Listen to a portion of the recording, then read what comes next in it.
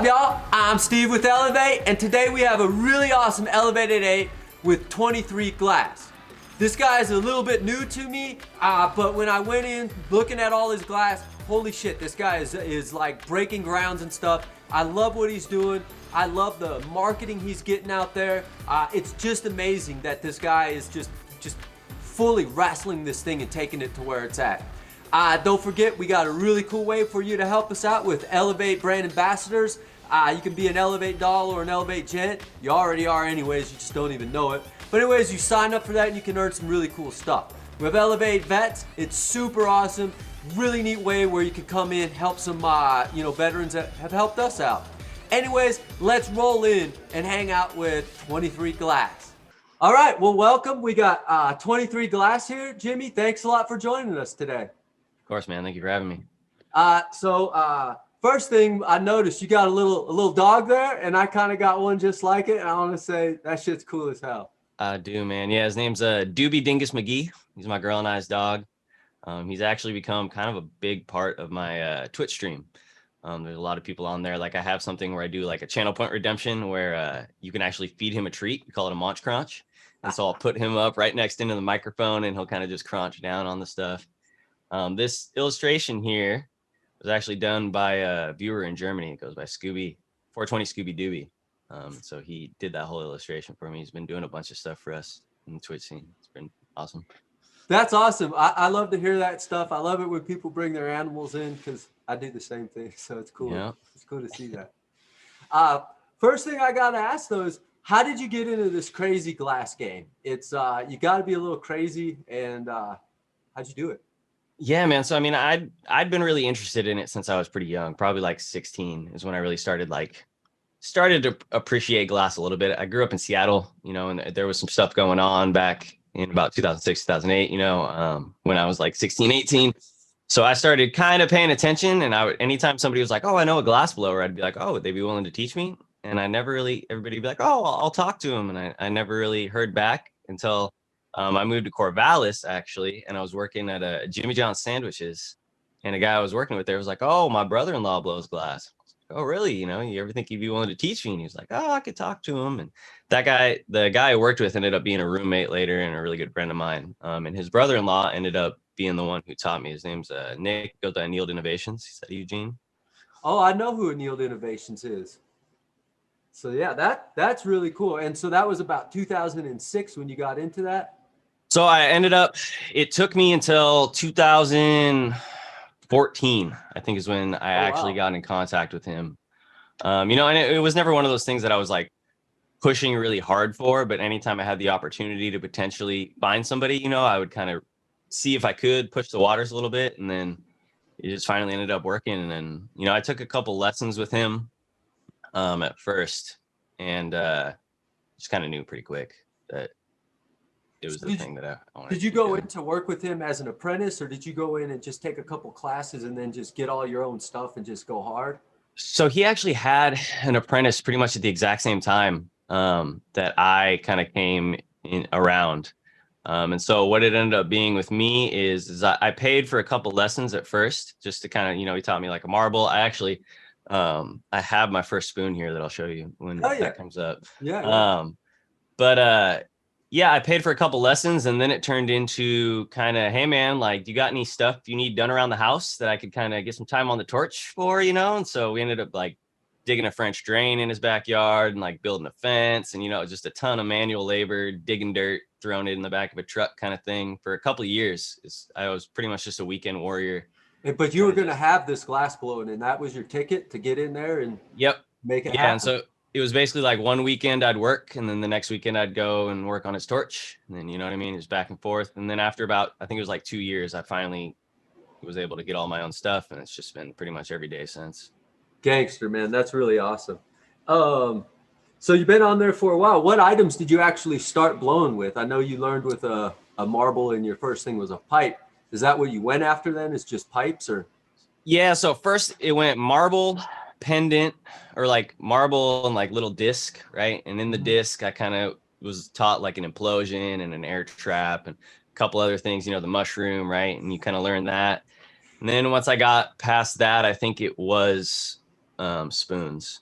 And I started with silver fume and then did fume with frit. And so here, I can show you. This was actually, I think, during one of the classes as opposed to on the own time. But here's the first spoon right here, man. I can actually see if we can do this here. Dude, that's gangster. You got a fly setup, man. Yeah, we're slowly building it. But yeah, man, it's a little guy. This thing is I think it's like amber purple frit and some gold and silver fume. Pretty sure. That's pretty good for your first one, though. I mean, sometimes they come out like rough sandwiches. Yeah, I was blessed and cursed in that when I was first getting my chops, the first one would always be all right, and then the next like 40 were trash. I've done the same thing. You're like, why is it doing this? How? False hope, man. Every time. It still happens to me this day.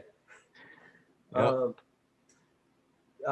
When you first started, did you have a mentor that you really followed after? I know you had this guy here. Did you go after him, or did you have like certain styles that you liked and try to find that person? Yeah, I mean, I think it's, I say this all the time that I've come from the mentality of it's going to take me 10 years to be able to actually get my body and hands to do what I really want them to do. And so it's kind of just been that whole quest the whole time where it's I'm letting the whole personal aspect of it come a little bit more naturally and really just trying to get my body to do what it wants, right? And so I think a lot of it, I definitely look up to the person who taught me, Nick. Another guy, Kai Brown, was a shop mate of mine that taught me a lot. Him and I are about the same amount of time in glass. And so we were able to just, really push each other and push ideas off each other and stuff like that. That was really, really massive for me. So, those kind of things. Like there's definitely big artists that I look up to, but yeah, I try and kind of just let my whole thing come a little more natural. Yeah. Seems a little better. And how long have you been into art? Was that always a part of you, or because your style really has a unique artistic style to that's already coming out? So yeah, always been in art. Art was never really like my high school only had like a one kind of art class. It was like, acrylic painting kind of thing. Like so lame. Yeah, there wasn't a lot of opportunity for it. Like I was really into like graffiti and stuff when I was younger. That was a big thing that I was really influenced in. And then I went to school and I have a BFA in graphic design. So I was going to school for graphic design while I was doing glass at the same time, like doing both. Pretty yeah, same time. There we go. So you've had the artistic bug in you your whole life with the graffiti. Yeah, I'd say it was there, but it definitely became more prominent as I got older. Yeah, I'd put it that way.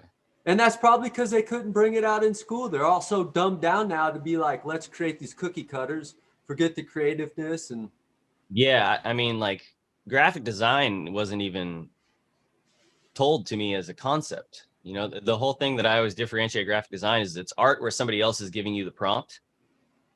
And so instead of trying to come up with something creative for yourself, you're taking somebody else's idea and trying to turn it into something, right? And I always kind of liked that concept. With glass, it's more, so pretty much every January, I try and just completely recreate everything I'm doing. It has been a theme for the past couple of years. Oh, wow. Yeah, every January I try and just scrap it all and kind of go to a new concept. And I'll keep various parts of each object that I enjoy, but then I'll try and kind of redo everything else. So you force yourself each time every year to step up to a completely new style. Exactly. It's a super force. That's pretty neat, man. I haven't heard of that. Yeah, and the drips have been consistent. So the drips started with it was actually my capstone for my graphic design degree. Basically what it was is because cannabis has become a little bit more accepted, and I was in Oregon, it was all legal and everything. I was able to openly talk about being a glassblower focused on cannabis and talk about that I'm going to be getting into the cannabis industry when I'm out of school. And they were teaching about cannabis design in school and stuff, right? Right. So again, sign of the times, art being a little bit more progressive nowadays, right? So my final project is I wanted to create a concept of an idea of ways to put other products besides cannabis into dispensaries. Because I've noticed like glass doesn't really sell in dispensaries and stuff like that. You know what I mean? It's kind of when somebody's walking in with $300, they're buying some kind of concentrates or flour or something like that, and they're walking out the door, right? And that's not what you would really think, I think, when you say, because I mean, I got a head shop and I thought, oh, when dispensaries come, they're gonna fucking put us all out of business because they have weed and we don't. That didn't happen. I know. I was the same way, man. I was pretty surprised. But so I was thinking of this idea of creating like a collaborative box was the concept, and I actually have it right here. And so the concept was creating a box where multiple different kind of ancillary products within cannabis could come together, and you could sell like limited edition boxes of these, right? And so the company that I came up with was called Elev8. So I made this whole box. I designed the box out and CNC'd the whole thing. Holy shit! We had a guy. That all wood and everything. All wood, yeah. And so the concept was of a loft was the feeling that you feel when you smoke cannabis. You feel a little bit more elevated, right, and floating. And so I took that idea and I basically wanted the glass to represent, you know, that feeling of a little bit of elevation or floating, right? And I kind of connected the idea of a stone crashing into water, and you can see the waves, but you can no longer see the stone, right? And so it's that same kind of thing where when you're smoking, nobody else can understand that kind of feeling, right?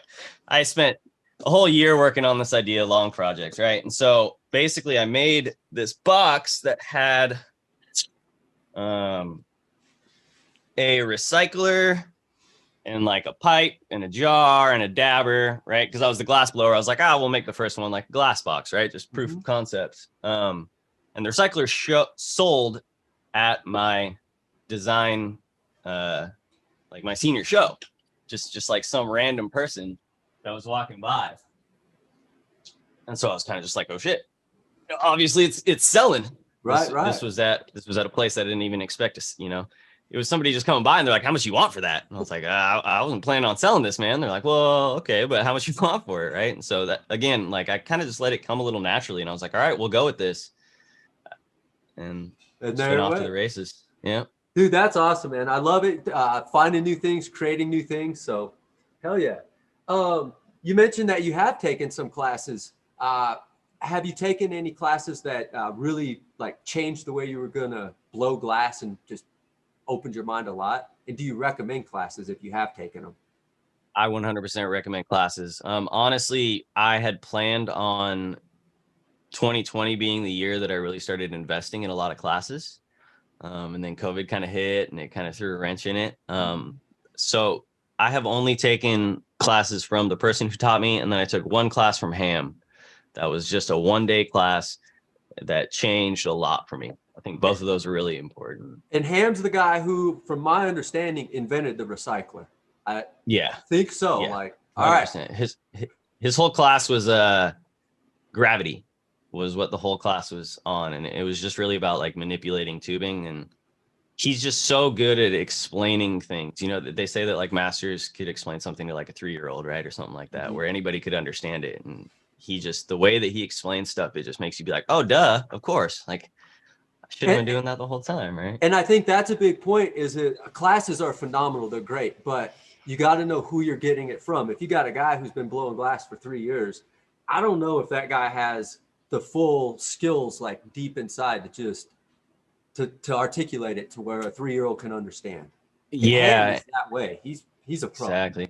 And that's what I was really hesitant about streaming on Twitch, because I was very concerned that I was going to be, you know, giving people like the wrong information because I hadn't fully developed my stuff, right? And so that was a big obstacle I had to overcome. But I started realizing that Twitch is a lot less of people trying to learn, and it's more just people kind of trying to hang out. So that was a little better. That's really cool. I'm not familiar with too much Twitch. I know a lot of gamers go there, so I feel it's a lot of entertainment. So I think that's right where you said that. Yeah, man. The cannabis industry is really growing on it too. We have a really solid little crew of glass blowers, and then there's also a lot of people that are just hanging out on there. Like I'm all mirrored and backwards, but Torch, we got a buddy, he goes by Kush Streams, and this Saturday 7:10 he's actually going to be doing a a glass blowing competition between a bunch of us Twitch streamers. And so it's going to be a big live Twitch streaming event where all of us are going to be competing. We don't know what the guidelines are beforehand and stuff like that. Well, I'm going to look into that and see if we can't help pump that out. We won't have this aired by then, but maybe we can help out because that sounds cool as hell. Yeah, man. Yeah, you need to be in contact with all that. I'd love to help you all with the Twitch thing, man. I think it's definitely a growing thing for the cannabis people. And it's, as long as it's legal in your state for any kind of cannabis stuff, it's legal to smoke on camera, all that kind of stuff. So that's the way it should be. Pretty much. Where do you get your inspiration and creativity in your glass? Just working, man. I think it's the best answer I can give you is just, I think that I don't think the inspiration and the creativity is something that like really you can create. I think it kind of just happens from just like being, you know, just working all the time. Like I think, you know what I mean? Like a lot of the things that I feel have really pushed what I'm doing in, like pushed it further, have been accidents. You know, where you're just kind of like, oh, I didn't mean to do that. Well, actually, that looks pretty cool. Yeah. Why haven't I done that yet? You know, and then you kind of, it just goes from there. So I think it's just, you know, hours equal powers. I'm a big believer. Yeah. I love that saying, hours equal power, man. I fucking love it because that's it. If you talk to some people, I got 10 years experience and that 10 years is, you know, 1 day a week for 10 years. Comes down to the guy with 2 years might be able to come in and whip something up because it's those hours, man. Exactly, man. Yeah, and I think there's a big part of glass is doing it every day because a lot of it's muscle memory, at least when you're starting out, you know, and you really have to build those moves for later on, because if you don't own that tool set right now, later on, your Mariah is going to be funk when you're doing this. And yeah, well, and even like, you know, when I was just a weekend warrior, every time I would come back the next weekend, I would have to reteach myself a lot of the stuff that I learned the last weekend and get my hands back to that point. You know, you spend a whole day warming up. Like if I take a couple of days off, I have to take a day just to kind of get my body back. Right on. So you got to just stay in there to keep it up, man. Hell yeah. Yeah. Do you have any preferred styles or techniques that you just really love? And if you could only do one, that would be it. Yeah, I'm really into recyclers right now. I've been doing a lot of floating recyclers, man. They're a lot of fun. There's just so much reward out of the function for me. And I completely, you know, anybody who asks about it, I say it's completely an aesthetics thing. I don't know if it's really like healthier or something to be hitting a recycler or anything. I agree with you. And I'm glad you said that because a lot of people will say, oh, it delivers better flavor, does this. Yeah, I'm not convinced. I'm not the best person to talk on that kind of stuff. You know, I'm more on the glass side. Like I'm still really educating myself on the cannabis and quartz and all that kind of stuff. But I'm with you. I'm going to go with that as well and just say, if it's beautiful, get it. If you like it, get it. But man, the recyclers are like, they just build your skill set so gangster hard. I can see why you love them. I hate them. Yeah. They're interesting, man. And I mean, there's so much in preference too. Like the one thing that I say is the chug or the chop of the two differences between function. You know, one person wants one that hits a certain way. There's some people that are just hitting it as hard as they can immediately. You know, how often you clean your piece, all that kind of stuff. There's a couple designs that I'm working through to kind of combat that a little bit. I'm making a recycler that has like a 4-hole natural perk, 14 mil. And then you can stick a downstem in it and it'll be a 10 mil. And so when you stick that downstem in, it's a lot choppier and then you pull it out and it's a lot more of a chug, right? Right. So I'm trying to figure out kind of things to a Kawasaki deal with that. Or a Harley, right? Yeah, man. Cause it's just, it's so different. And so, you know, it's a really interesting time of when I joined glass because I've not sold to many shops. Most of my sales have been Instagram and direct to consumer kind of thing. And it's a lot harder to explain a piece to somebody online than it is for somebody to come into a shop and be able to test and hold the, you know what I mean? All that kind of stuff. Absolutely. It's just a completely different game. And then if you're pre-buying it sometimes too, and you're talking to them to get that perfect chug or the perfect chop, like sometimes you get it, sometimes you don't. I mean, once you've tried it enough, like yourself, you're probably getting it every time, but man, learning those is hard. But again, it's like my preference is going to differ from everybody else. Like they talked about in design school, somebody would come up and say, I want a clean design. and your opinion of a clean design is completely different from somebody else's. So you have to figure out what they mean by a clean design, as opposed to you try and create your clean. You know what I mean? So it's like, it's the same kind of thing where somebody will say a chop and then they'll hit one that you think is a chop, and then it's not even close to what they were looking for. And it's just, That's pretty part of the game though. So I bet that's built some skills up for yourself, just working with customers like one-on-one like that, learning that some customers are just like freedom and some customers are like, I need it like this. Yeah, for sure. Hell yeah. And I actually, I stopped doing customs probably about 3 years ago now, because there's so much of people not knowing that they didn't want something until they get something that they didn't want. You know what I mean? As opposed to them already seeing it finished, knowing exactly what they're going to get, and being able to make their decision from that point forward. Right. Customs are hard, man. It's a lot of pressure tough, on you. Sometimes they break and you like, I don't even know how I'm going to get paid on this. That's a good call on your end to it's what you're going to do. Well, and I think for a long time also, I didn't fully feel that I was making anything that unique. And there's a lot of people that come to you basically saying, can you make me somebody else's piece for cheaper? Or, you know what I mean? Something like that. And that seemed to be what was more common. And it wasn't necessarily that they were trying to invest in my work. They were just trying to get a cheaper piece. And so I think eventually I'll get to a point where I'll want to take more customs on, because I'll feel that the people are looking more for one of my pieces in a certain color, as opposed to, the opposite. That's a pretty neat point you pointed out there. And that really happens as the artist develops themselves, becomes the brand of themselves. And what before you're just the cheap guy, and now you're becoming the main man. So that's cool to see you take that path, man. And 3 years into it, I love it. So with that said, usually I ask, what are your favorite items to blow? And with what you said there, I'm assuming it's rigs or recyclers right now. Yeah, a lot of transparent colors also. I'm just starting to get into a little bit more of opaque stuff. With the recyclers, everything has to be pretty transparent, or at least translucent, because people want to see that function. You got to have the toilet bowl spin. Yeah. And so, we're slowly adapting and doing some other things and adding some stuff in there. So it's all, I have the vision of where I want to get to, and it's just kind of slowly developing the steps. And that's the main thing, having that vision and getting there, because there's 1,000 bumps in the way, and you got to figure out how to get around over. Exactly. Having that vision.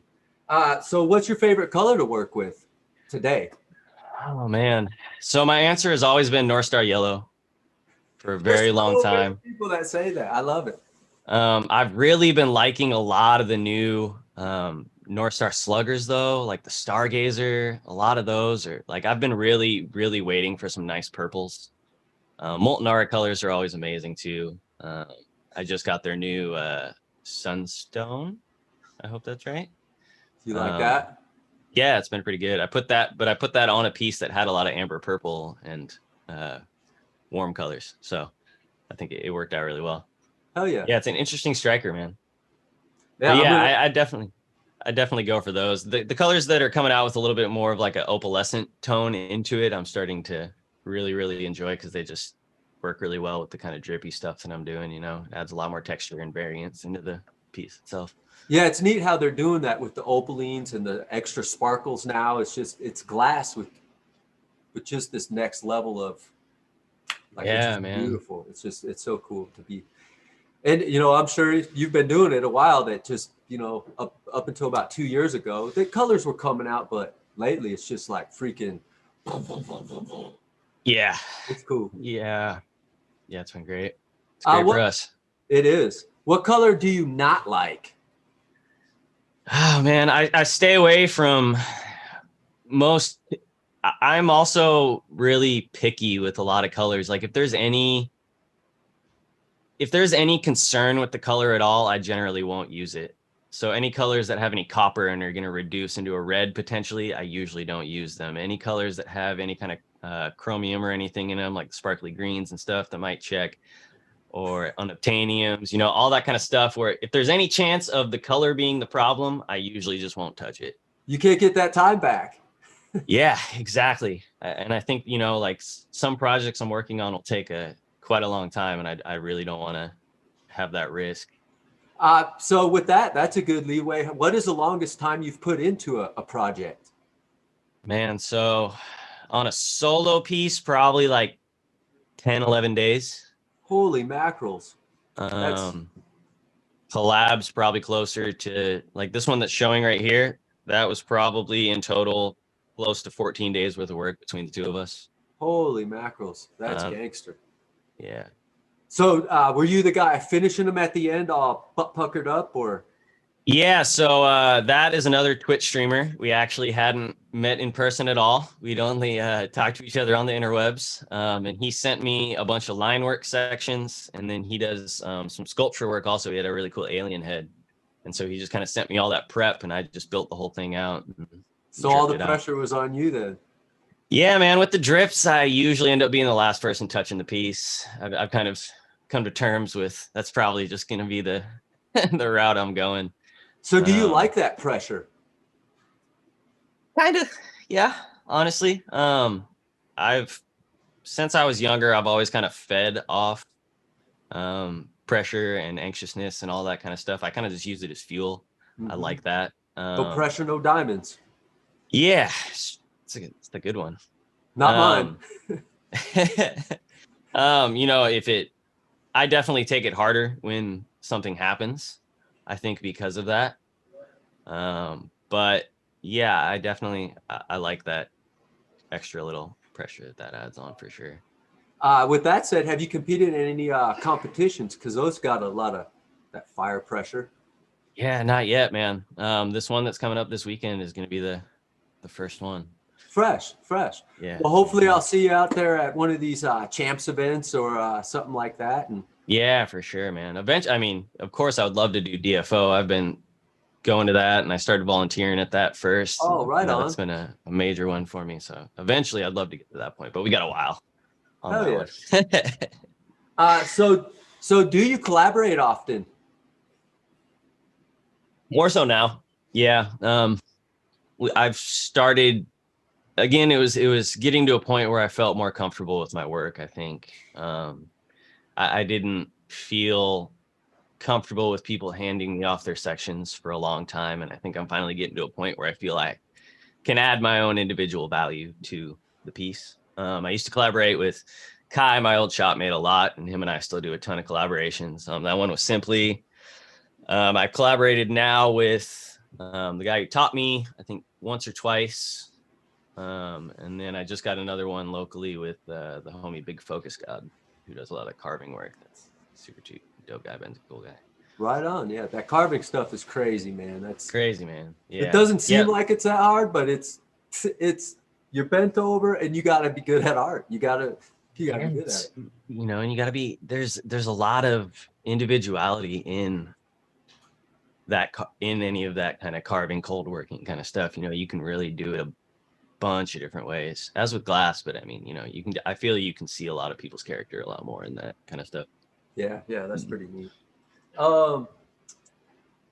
Do you consume cannabis yourself? Oh yeah. I was medical in Washington and Oregon before it was recreationally legal for years. I've been a big advocate of it for a long time. Do you prefer flower, concentrates, edibles, or do you just really like the entire plant? So I usually do flower and concentrates. If we're getting on like a perfect routine, I'd probably start out the day with concentrates, and then I smoke flower throughout the day, and then end the day with concentrates again. Right on. Hell yeah.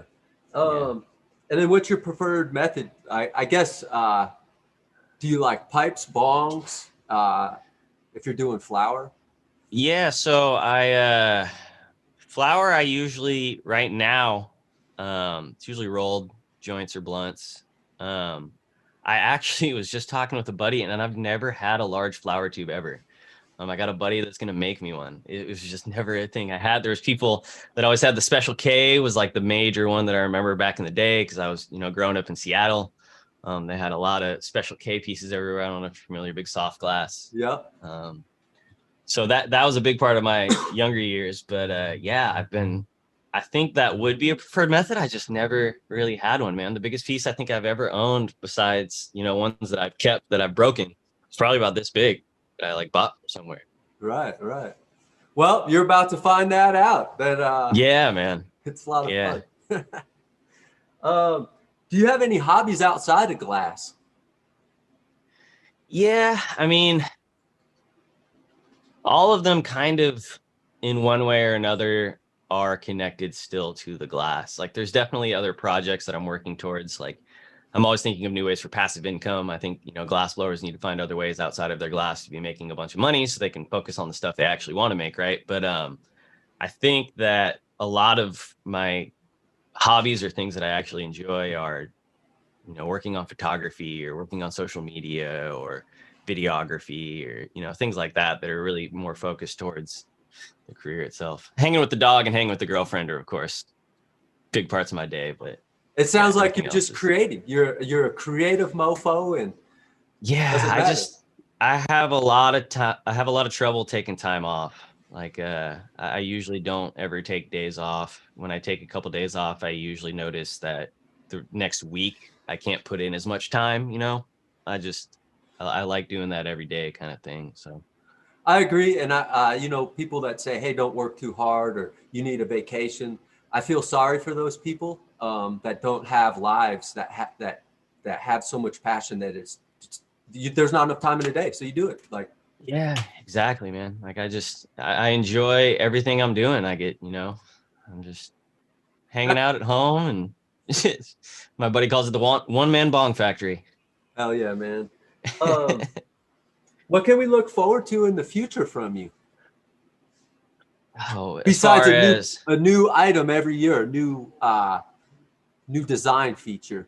yeah, I mean, like honestly, a lot of the new things that I come up with are kind of like not the fever dream, but the waking up right before you're about to pass out and sketching something out really quick and kind of coming up with it as I go. So every morning I is something new for us. Yeah, I'm just starting to get into cold working. I just got a lapidary wheel. So there's going to be a lot more, like I'm lapping all my joints. There's going to be a lot more precise cuts. Pretty soon down the road, I'm going to be getting into some milli work, I think, some patterning work and stuff like that. Have you done any milli work before?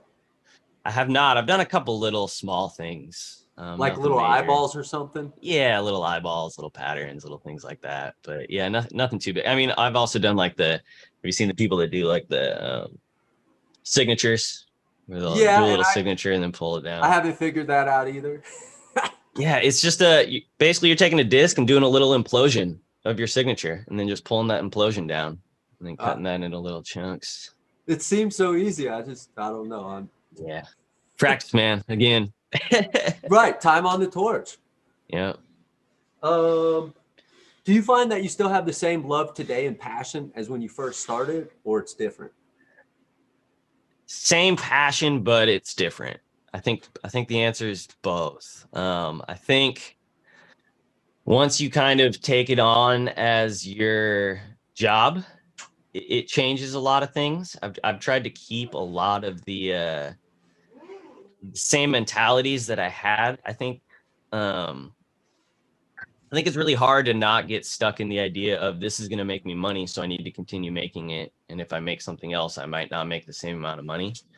And I think up until you need to make the money off of it, right? Going to school, I was living off student loans. I was kind of just blowing glass. I was still blowing glass 6 to 8 hours a day, but I didn't, I could just live off what I had, right? And so when it finally got to the point where it's like, all right, now it's time to pay these student loans off with the glass, it definitely shifts what you're doing a little bit more.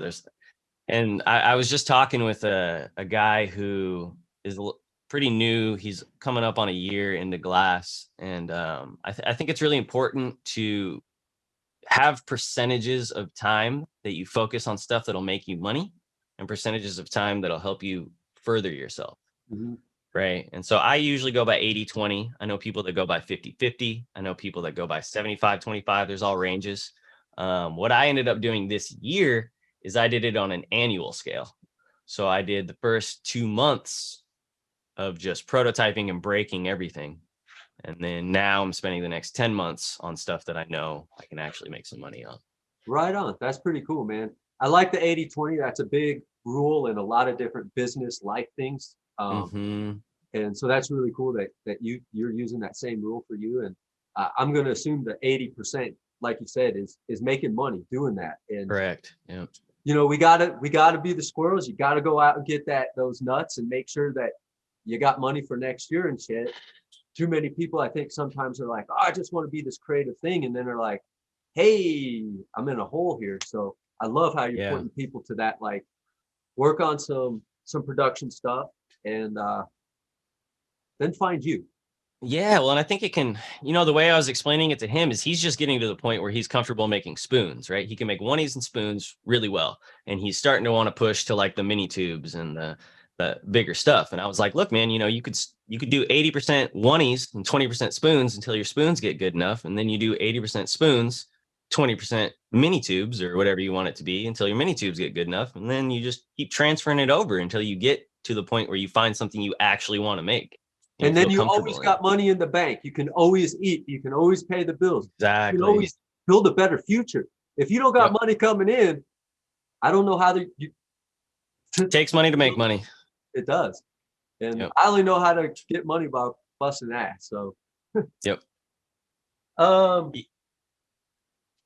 I was gonna say I think it's an important thing also to, like, how we're talking about you should be doing that, but I think it's also important to know that as long as you're putting the time in, the money follows success, right? Mm-hmm. And if you're going to keep putting in the hours, it's going to happen, unless you're just sitting by yourself, not talking to anybody, not showing your work or anything. But you know what I mean? If you're going out there and you're hustling, it's going to happen. You just got to outlast everybody else. It's really the goal of all of it, Right. So.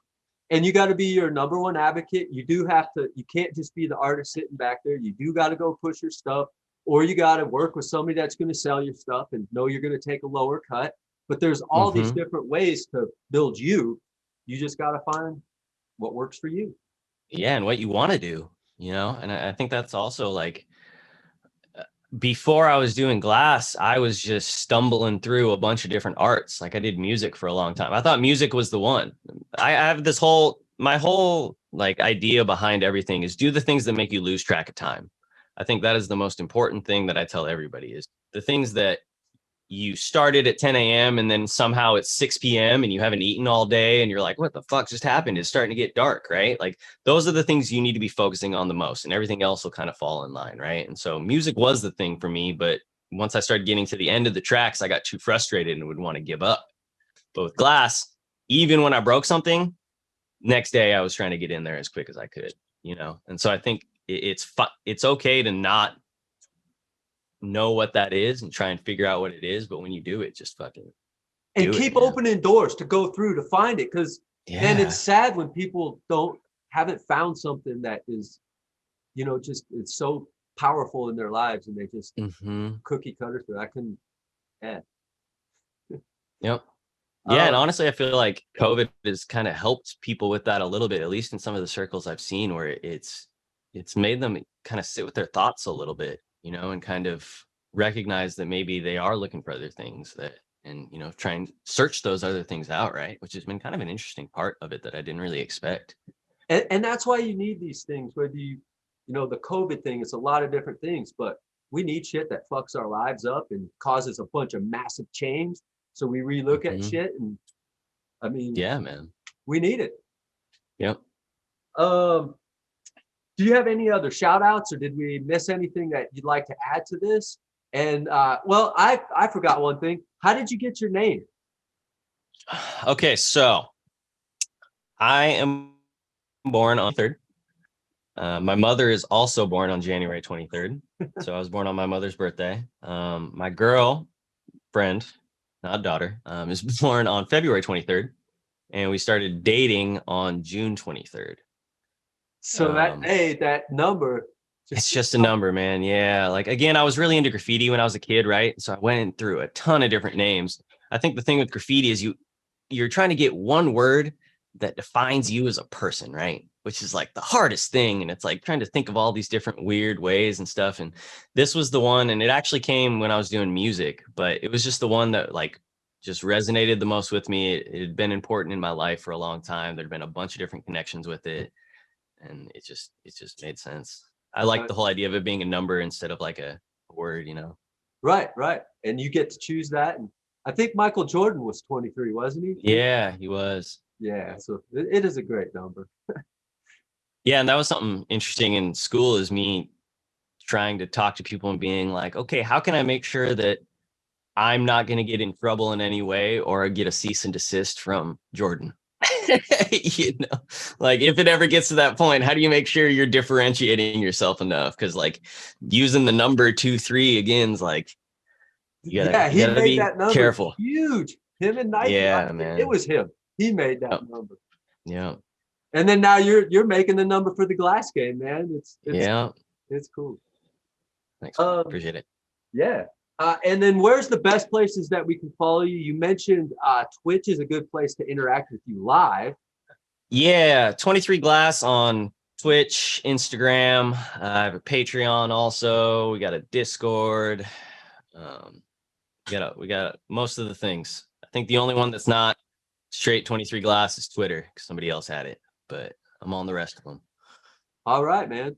Well, thank you so much for joining us today, Jamie. I really appreciate getting to sit down here, get to know you, and this is fucking awesome for me. Yeah, thank you very much, man. It was a great time. I really appreciate you all having me. Fuck yeah, man. Peace out, brother. Peace. All right, man. That was fucking gangster.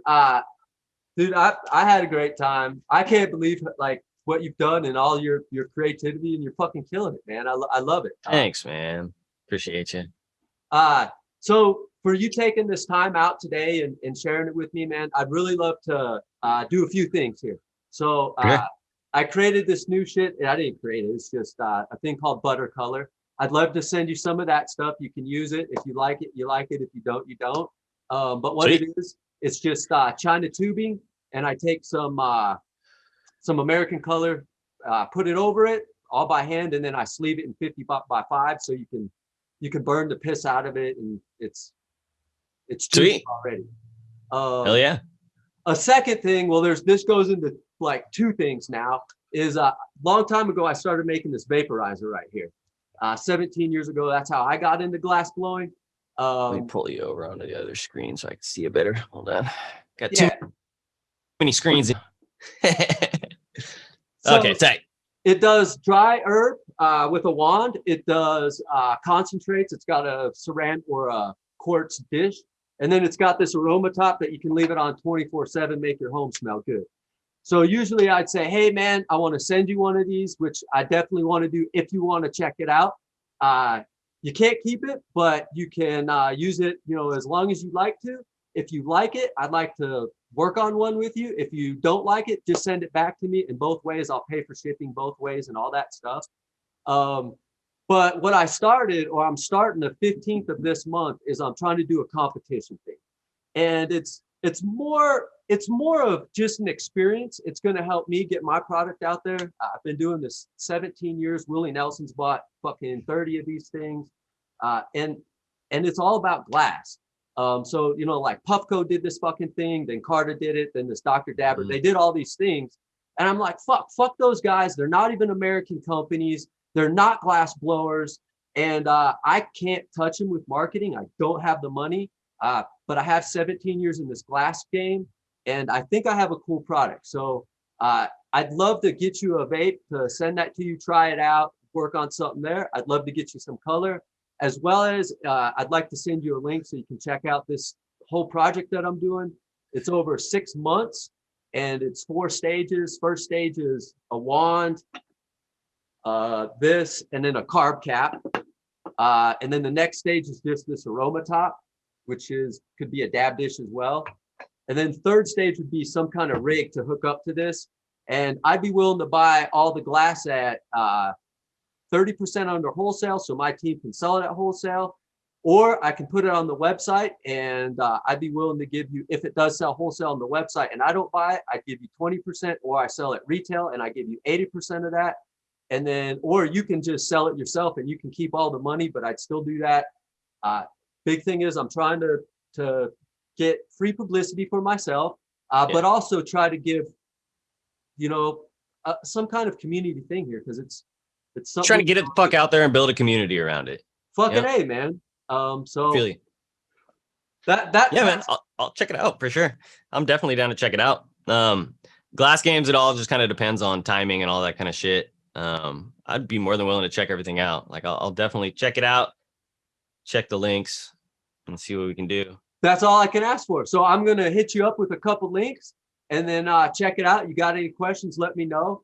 And I've tried to do it over, like, stage 1 is about a month and a half, stage 2 is about 2 months, and stage 3 is about 2 months. So it really goes over a long time. Looking to try to get Bandu Dunham out here to actually look at all the stuff, and I don't know. Just I'm making it up as I go. I don't have a clue what I'm doing. Yeah, man, that's it. Nobody does. That's the secret. Nobody knows what the fuck's going on. I'm trying to get my parents to like start like hustling a little bit harder with some stuff, right? And they're like, oh, like basically they got a spot that they're going to be doing like an Airbnb kind of thing at, right? And they're like, oh, we want to wait until we get this shit done and this shit done. I'm like, no, fucking get it going. You'll just figure it out, and then you can pay for the stuff that you want to get going, man. That's the trick, is you just do it and it works. It does, and people don't care if it's not perfect, and they love it actually if they help you make something better. Like, yeah, exactly. So.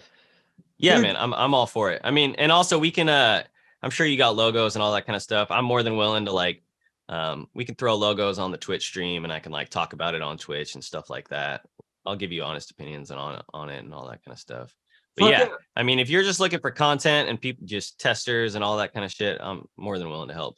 Something I didn't say is I did graphic design, and then I did digital communications. Did a lot of studying on like social media and all that kind of stuff. So that's like, again, a big fucking hobby of mine, is just all this kind of shit. So, well, and that's the other thing, is I got this art shit on here, and you can do any fucking art you want on it. So it's a whole other thing, and it's a whole nother project. And man, I'd love to.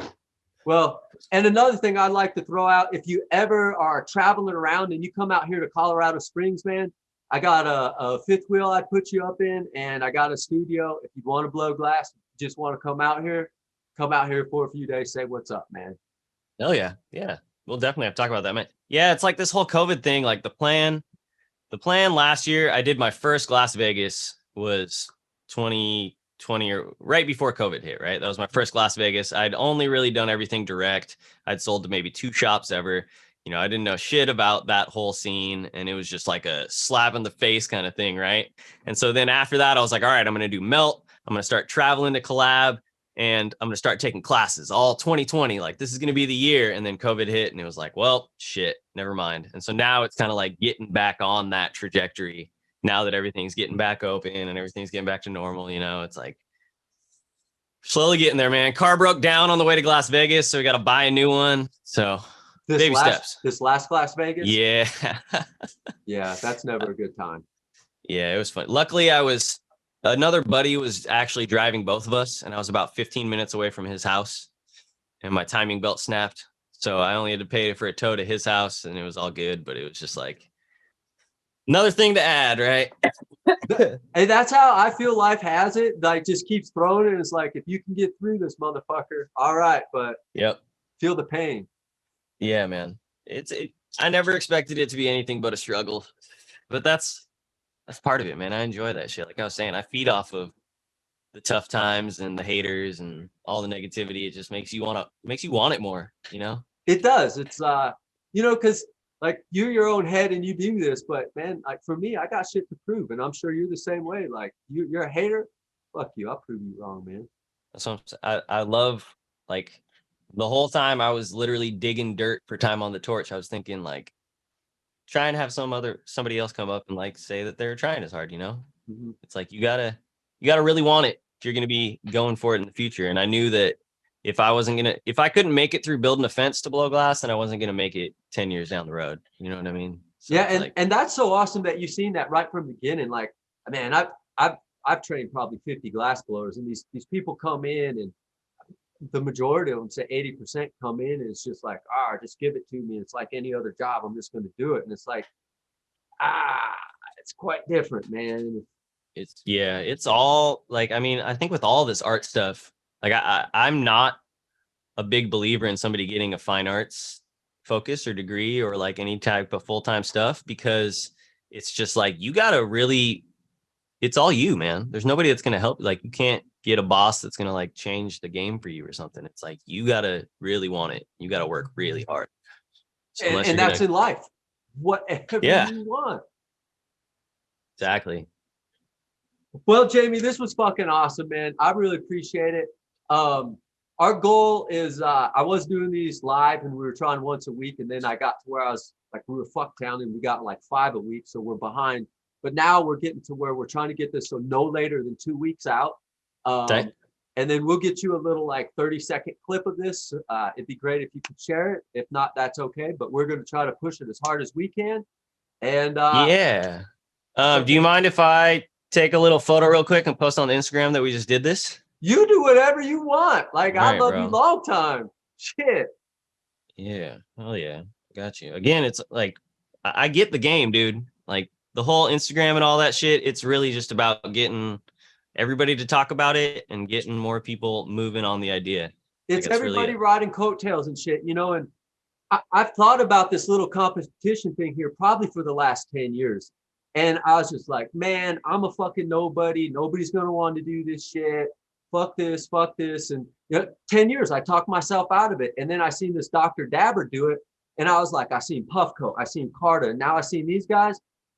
Fuck it. If I don't do this, I'm going to be a fucking crying little baby and be this little bitch. And I was like, fuck it, let's do it. So I don't know what's happening. dope. It's awesome, man. Hey, just make sure you decide before if it's okay to do a giveaway or not, because that shit got crazy. I don't know if you were paying attention to that on the Dr. Dabber thing. What do you mean the giveaway? So on the Dr. Dabber competition, there were some people that were giving away their pieces if you would go vote for their piece. I don't think that's right. I was personally okay with it, but Okay, it wasn't explain in it the to me. guidelines. It wasn't in the guidelines. And the person ended up bowing out because there was so much flack. The easiest, I was having a bunch of conversations with people about this, but the way that I had thought about it was don't hate the player, hate the game. And since it hadn't been decided, you couldn't really get mad at the dude for using what he had to his advantage, right? You know, so I don't think that's a bad thing because everybody had that option to give their piece away to a vote. So that's what I'm saying. Just make sure you put in the rules which way you're leaning, because that got a bunch of people talking about some shit that was Okay. not even about the competition at all. And that's what I need. That's what I need is like those things. So I'm definitely going to go back, look at that and do that. And one thing that I did decide, because I don't like popularity games, and that's what that has become. And I've seen Champs is always a popularity game type shit, and I've seen it happen over and over. So I was thinking about 3 points where the public would be given a point, and then so however you got those points, fucking me and my team, we would sit down and talk about it, and that'd be 1 point, and then Bandu Dunham would be 1 point. And so all of those would then go together, and you kind of get it like that. That's an interesting way of doing it. Yeah, because I mean, like, again, from like the social media background side, I personally think it should be a popularity contest, because the whole point of it is just to get more people to you. Absolutely. So the more traffic you're getting to your shit, the better. But if people are tripping about it, I don't know if that's necessarily, the best traffic, right? So I don't know. I don't have an answer for it. That's just kind of, my thought process on it, right? But all right, let me whatever you want to be doing on the picture. Sick. All right. Yeah, and then whatever. who would you like me to tag? You could just tag Elev8 Glass Gallery.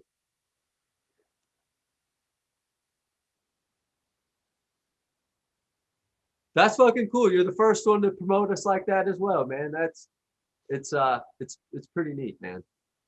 Yeah. Ooh, nice. All right. I got the homie's piece up in the corner too, so I got to tag him. Yeah, I mean, it took me, like, I literally started posting. You can go through my Instagram and you can see like my first pieces. You can scroll all the way back. I've been posting since the very start, and it's so much of just figuring out what each of the apps wants you to do. You know what I mean? Like Instagram right now, they don't want photos at all. They just came out saying they're no longer a photography app. They're a video app, because they're trying to copy TikTok and YouTube, because they're making a shit ton of money. So so if you put up photos, they're like, fuck off. yeah, they don't give a shit. The reels are the thing that are going really well right now. It's like TikTok where there'll be a bunch of them that don't get traction, and then one of them will get like 40,000 views, and then a bunch of them will get low traction, and then another one will get a ton of views. It's really weird, man. It's like the metrics that Instagram's looking for are DMs and saves right now. So if somebody's saving the post or if somebody's sending that post to somebody else, those are the two things that put you higher above. Well, it kind of makes sense because somebody cares enough to personally share it with somebody personally on a one-on-one basis. Right. So it does make sense to use that as an algorithm. Yeah. And then so TikTok, the thing that everybody's talking about is that there's more people trying to watch content than there are people creating high quality content. So that's why people are getting these insane following numbers. Because they need it. Things. They need that content. They need more content. They've been looking at the same stuff all the time. But the problem with cannabis people is you can't, like, all your stuff gets taken down. If I show a full rig, it's instantly gone. That's I don't know China, if you know, baby. Yeah. Do you know Al's Boro Creations? Yep. Have you even seen his TikToks? Like he's come up with some interesting ways. Oh, I forgot to shout him out. I've done some collabs with him too. That's the homie. But he's been doing some really funny TikToks where he's not actually showing any glass. He's just kind of talking about cannabis related stuff that only people that are kind of in the know will kind of get what you're talking about, you know? Right. But See, it's the whole life. It's like whoever they are, create these systems and you got to find the loopholes. Yeah, it's like these tax things. These big businesses avoid taxes only through loopholes that our politicians put in there. Yeah. Yeah, it's all over the place, man. But again, I think the thing that I try and tell everybody with the social media game is just like do them all, because some of them are going to go down and some of them are going to go up. And if one of them, if you get banned on one of them, then you at least have people on the other ones that you can be like, hey, I got banned, and like transfer them around, right? But if you only have just an Instagram and your Instagram gets taken down, nobody knows where to find you anymore. Mm-hmm. You know what I mean? And then there's like the different layers of, I could go into this forever, man. I could ramble for days on it, but yeah, they're a whole beast. It's another full-time job trying to do the social media and the glass at the same time, right? That's why I started liking Twitch, because I could kind of just be like, look, if you're trying to hang out with me, I'm blowing glass right here from these hours. Two birds with one stone. Yeah. You know, I can plug Twitch. There's something like a 70% click-through rate of links that the streamer posts. So if you're posting your links to your glass gallery or your website or whatever it may be, there's usually 70% of the time they're going to click that link and check it out. Holy shit, that's like massive. Big numbers. Yeah, because they trust the streamers usually, because they're coming back every day kind of thing. You know what I mean? And so it's a good way for me to just kind of centralize everybody onto Twitch. And then if they want to check out the nice photos and videos, they can go to Instagram. If they want to buy the merch, they can go here. If they want to, you know, like the Patreon, I have something where it's just something in the mail for $23. And I'll send them like a painting that my dog did, or, you know, a Pokemon card that I painted on, or, you know, just like something that you wouldn't usually get from the glass blower that's a little bit more random, right? Or that they don't usually sell. Dude, I love how you're getting into this shit. It's just so, and this isn't even on camera, but man, I haven't really heard anybody go into so depth about all these different things, using them. And you really sound like you know what the fuck you're doing, man. Yeah, man. I studied it in school for years. You know what I mean? Like I had a really dope teacher that just had us do like, you know, he had us like theoretic, like he would sit down in class and he'd be like, all right, so Ariana Grande just said that she's going to be working with some Korean group in the future. Let's take a guess as a class on who it is. And we'd have to sit there and guess who it is. And then we'd come back in the news and he'd be like, hey, you guys were right. It was, you know what I mean? Like he was really making us strategically think about everything. We were reading papers on the IPO of Snapchat and you know what I mean? Like that kind of stuff. So it just really got pushed hard in a weird way from that teacher. Man. And I was the kid in school that went to every office hour that I could.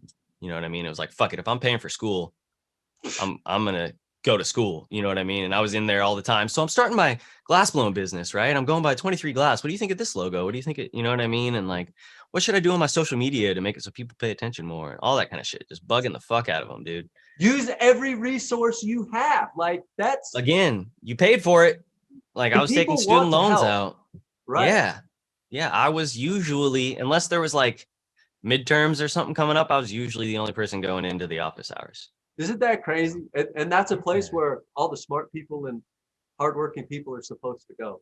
But Dude, I know. And I mean, again, I think that's the big stigma that's going on right now is the lazy stoner thing.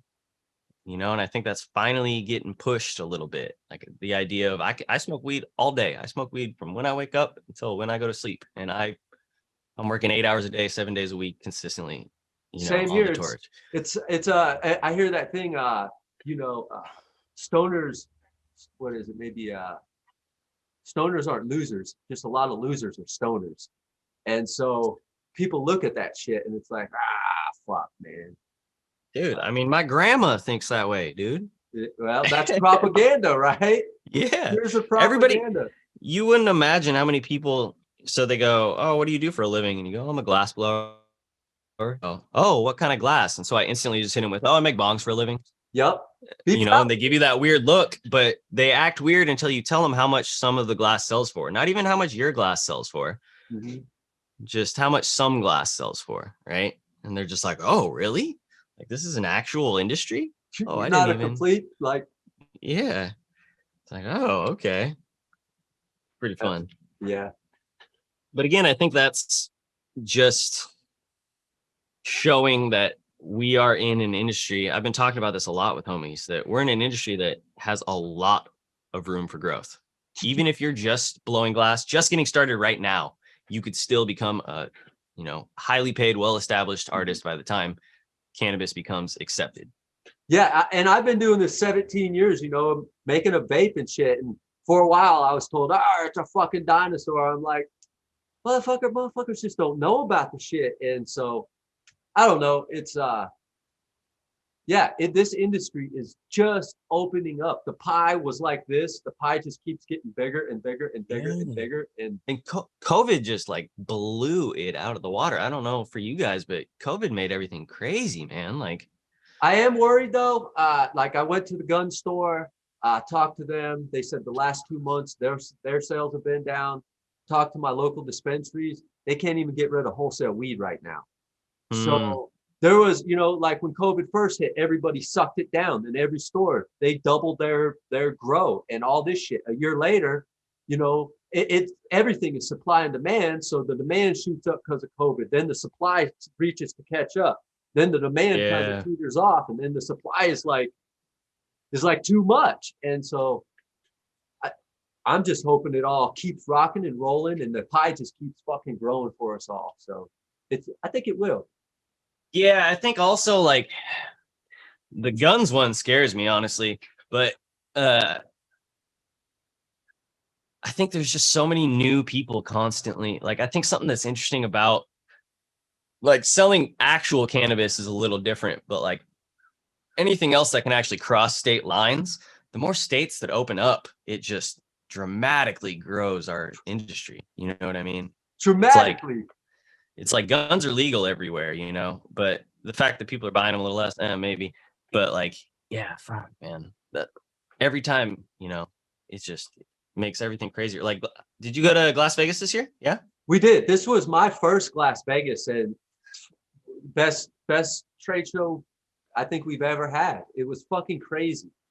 It was nuts, man. And it was for everybody. Everybody just fucking was hitting grand slam home runs there. So I mean, that was fucking awesome. Like, the vibe there was the best vibe. I mean, I haven't had that kind of a vibe at a trade show since I was doing them at the Riviera and shit. I love it. See, I went from sharing a booth the year before, and I was like, at the time, I was just making like very, like they were basically just a normal floating recycler with some drips on it, right? Like they weren't anything special. And I didn't really understand Las Vegas. I only made like 12 recyclers. I didn't make any like caps or anything small. I just had like 12 pieces on there. They were clear with some colors, drips, and then they were color with some color drips, right? And like I was just getting walked by the whole time. It was like kind of a rude awakening of like, yo, you need to kind of you know, figure some shit out. And that's kind of, I think, what pushed me on the whole, like, doing a new thing every year. Is like, I don't want to get stuck, you know. I don't think that doing the same thing, I already always had trouble doing the same thing every time, but I think there is a lot of value in the repetition of steps and like better understanding the same movement, right? So I think there's a balance you got to do. But so I kind of like, you know, started making new stuff. I came in this past one and like I was 30 minutes before the show started. I was like walking in the door because my buddy and I drove and like my car broke down and all that stuff, right? And so I was like freaking out. It's kind of like, all right, here we go. And it was just bonkers. Yeah. We got it set up too where it was a 4-person booth and 3 out of the 4 were all people that are on Twitch together. Oh, fresh. And it was like the first time that any of us had really like met in person too. So it was pretty fun, man. So next year we're hoping to get that 4th one and have like a buddy come by and like telecast while we're doing the whole thing and have like a live stream of the event. That'd be cool. We'll definitely have to link up there for sure, man. Yeah, yeah. Well, cool, man. Jamie, thank you so much for taking the time here. Yeah, dude. This was crazy great. Man, one of the best interviews I've got to get, like you real personal, real everything, and it was just fucking awesome. Man. Appreciate you. Man, that was freaking awesome. I just love these things, meeting these guys. 23 Glass is super awesome. I learned so much, a little bit more off camera, but holy mackerels, like just amazing what this guy is doing. I love the things he's doing out there, the live Twitches and stuff like that. Just seeing how these new cats are coming in, wrestling with this new way of getting out there and promoting themselves. It opened my eyes up in so many ways. Anyways, Elev8, mind, body, spirit.